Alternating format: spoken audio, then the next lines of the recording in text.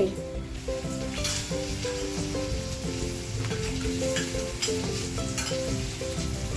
Yes, আজ আমার new air ফ্রায়ারে বানাবো ফ্রেঞ্চ ফ্রাইজ। একটু দেব নুন, আমি যে সেসেমি অয়েল ইউজ করি, কোল্ড প্রেস সেসেমি অয়েল, আমি সেটা ইউজ করছি।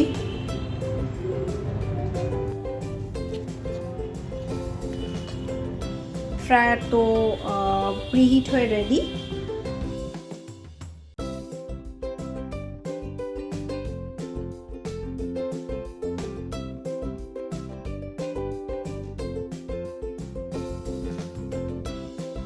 এবার আমি করব অন। 18 মিনিটস বলেছে। এয়ার ফ্রাইতে অটোমেটিক এটা প্রিসেট মোডে 18 মিনিটস হয়েই যাচ্ছে। তো জাস্ট স্টার্ট। এর বেস্ট ব্যাপার হলো যে ভেতরে কি হচ্ছে সেটা দেখা যায়।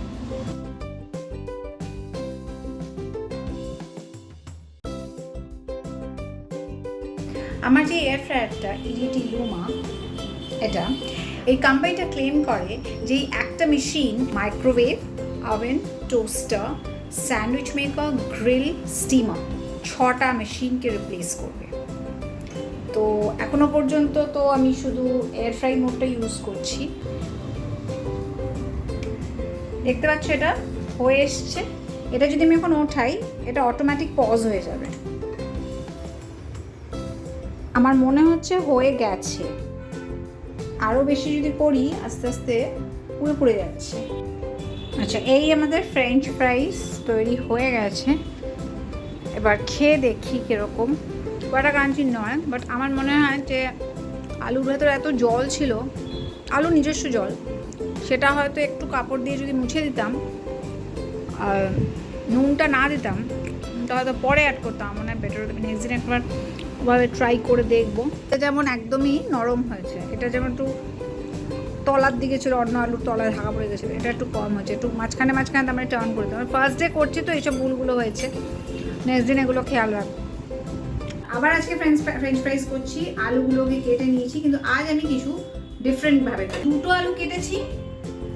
এবার আলুর যে স্টার্চটাকে আমি নর্মাল জলে ধুয়ে নেব। আগের দিন আমি এসব স্টেপ করিনি। আগের দিন আলু কেটে তেল মাখিয়ে নুন মাখিয়ে আমি এয়ার ফ্রায়ারে বসিয়ে দিয়েছিলাম। তাহলে আলুর স্টার্চটা আমার ধোয়া হয়ে গেল। এবার এই যে কাপড়টা নিয়েছি, একদম সুতির কাপড়, এটার মধ্যে আমি আলুটাকে ড্রাই করে নেব। ওকে সাজিয়ে নিয়েছি। এবার এটা বন্ধ করে আলুগুলোকে ভালো করে আমি ড্রাই করে নিচ্ছি। আজকে আগে থেকে নুন দেব না। এই যে এবার ড্রাইড আলুটা একদম শুকনো হয়ে গেছে, বাটিতে নিয়ে নিয়েছি। এবার এতে তেল মাখাবো। হিট হয়ে গেছে। এবার আমার এয়ার ফ্রায়ার একদম রেডি। আচ্ছা, সমস্ত আলু সাজিয়ে ফেলেছি। দেখতে পাচ্ছ এমনভাবে সাজিয়েছি যে প্রত্যেকে কিন্তু তার ইন্ডিভিজুয়াল স্পেস পেয়েছে। এবার ঢাকনাটা বসিয়ে দেবো।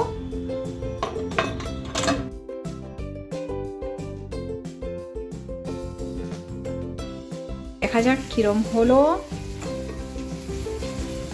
এই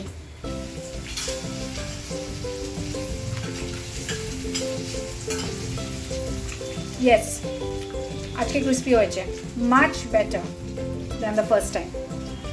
এখন শুধু নুনটারই একটু অভাব, বাট হ্যাঁ, দোকানের মতো নয়, দ্যাটস ফর শিওর। দোকানের মতো নয়, তবে গ্যাসে ডিপ ফ্রাই করলে এরকমই খেতে হয়, ক্রিস্পি হয়, এরকমই খেতে হয়। কিন্তু এটার ভালো ব্যাপারটা হলো যে অয়েল কনজাম্পশন অনেক কম, কোনো রান্নাঘর নোংরা হওয়া নেই, এই দিক দিয়ে বেটার। বাকি গ্যাসে যেরকম টেস্ট হয় সেম টু সেম হয়েছে, নাথিং স্পেশাল। তবে আগের দিনের থেকে তো কোটি গুণে ভালো, অ্যাটলিস্ট ক্রিস্পটা এসছে। তবে বাইরের কোটিংটা ক্রিস্প, মাঝে দুজন একটু মোটা মোটা করে কেটেছে, মানে একটু সরু করে কাটলে আরও বেটার হবে। তবে যাই হোক, টুডে আই এম স্যাটিসফাইড।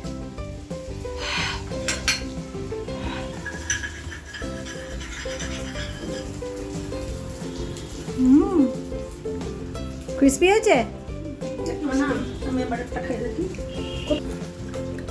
শুনতে পাচ্ছ? হালকা একটা কুমড়ে এই